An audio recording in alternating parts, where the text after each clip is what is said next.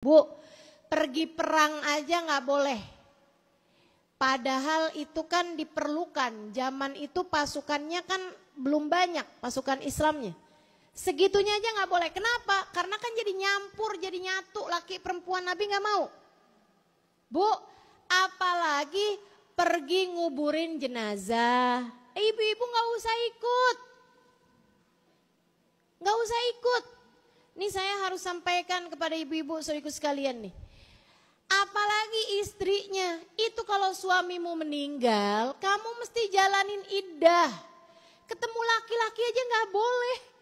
Apalagi sampai pingsan di depan kuburan diangkat sama laki-laki. Jangan ada di antaramu yang biasa ikut majelis saya, ikut nguburin. Kalau ada keluargamu yang meninggal dunia, nggak usah datang ke situ. Kenapa? Mudorotnya lebih banyak daripada manfaatnya. Tapi kan saya kepengen Ustazah melepaskan bapak saya atau ibu saya untuk kali yang terakhir. Dilepas di dalam rumah aja. Ngapain pakai ikut-ikutan kayak begitu, malah yang ada bikin ayahmu atau ibumu yang udah meninggal jadi sedih. Kamu desek-desekan sama laki-laki. Kamu nangis-nangis sampai teriak-teriak begitu di depan kuburan. Malah jadi bikin sedih orang yang meninggal dunia.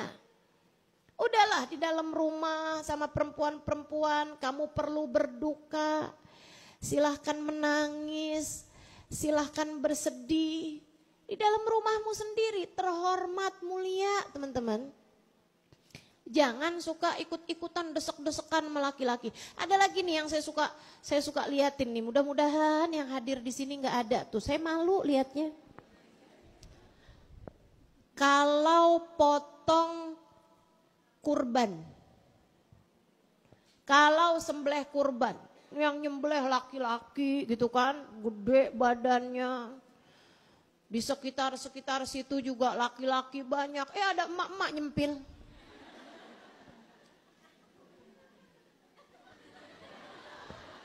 Ini sapinya siapa dah? Gede ya. Harganya berapa sih nih? Ya ampun, gede banget nih sapi. Apa yang dimakan ya? Bu, jangan ikutan yang desek-desekan kayak begitu, Bu, gitu. Desek-desekan tuh yang kamu perbolehkan buat dirimu itu sebaiknya hanya tawaf aja. Tawaf masai tuh, mahaji tuh udah. Udah itu aja, karena memang gak bisa ada pilihan gitu. Tapi selebihnya yang kamu punya pilihan, jangan ikut desek-desekan sama laki-laki. Jelas? Pokoknya mulai sekarang gak ada lagi ya. Apalagi, ini saya lebih malu lagi nih, pembagian bansos. Kalau kamu emang perlu, boleh kamu suruh anakmu. Ya kan? Apa sih biasanya hitungannya? KTP. Nah, kamu bawain dah KTP-nya sama anak kamu gitu kan. Yang laki-laki, kagak ada anak saya saja. Tetangga nitip.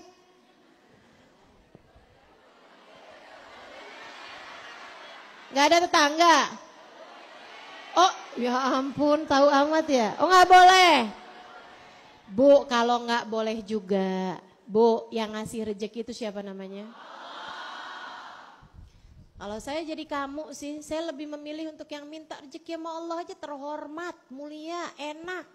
Rezekinya datang nggak pakai kamu harus minta-minta, nggak harus kamu desek-desekan. Enak kayak begitu tuh. Ibu jangan bilang Ustazah mah nggak tahu sih. Jadi orang susah kayak gimana? Ibu saya tahu rasanya. Ibu mau banding-bandingan nih. Saya Bu hidup bertahun-tahun pegang duitnya hanya sekali-sekali doang. Tapi alhamdulillah saya nggak pernah nadah tangan minta sama orang.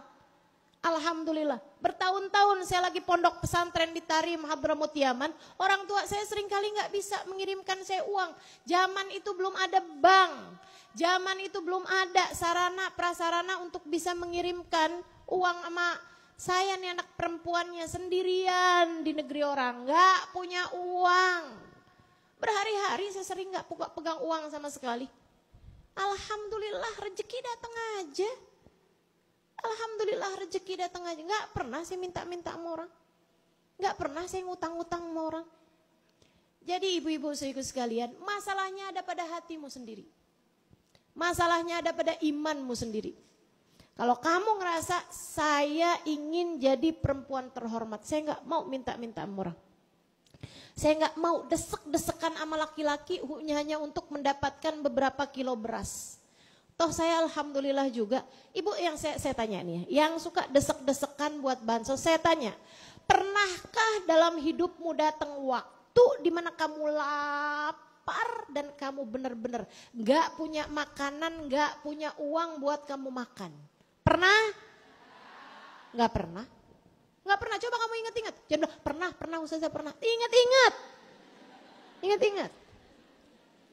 Saya minta kamu buat ingat-ingat. Gak pernah ibu-ibu serius sekalian. Allah tuh gak akan ngasih kamu ujian sampai segede itu. Buat makan besok. Kamu kepikiran karena gak ada nih yang buat makan besok. Mungkin pernah. Buat makan minggu depan nih gak ada nih. Mungkin pernah. Tapi ketika kamu jalani besoknya, kamu ternyata bisa makan. Itu kan yang terjadi. Maka jangan sampai kamu kehilangan iman dan keyakinan bahwasanya Allah lah sang pemberi rizki. Jangan sampai kekhawatiranmu terhadap urusan rezeki membuatmu sampai melanggar aturan-aturan dalam Islam atau membuatmu sampai menghinakan diri dengan berharap minta-minta sama orang lain. Jangan, jadilah perempuan terhormat. Insya Allah.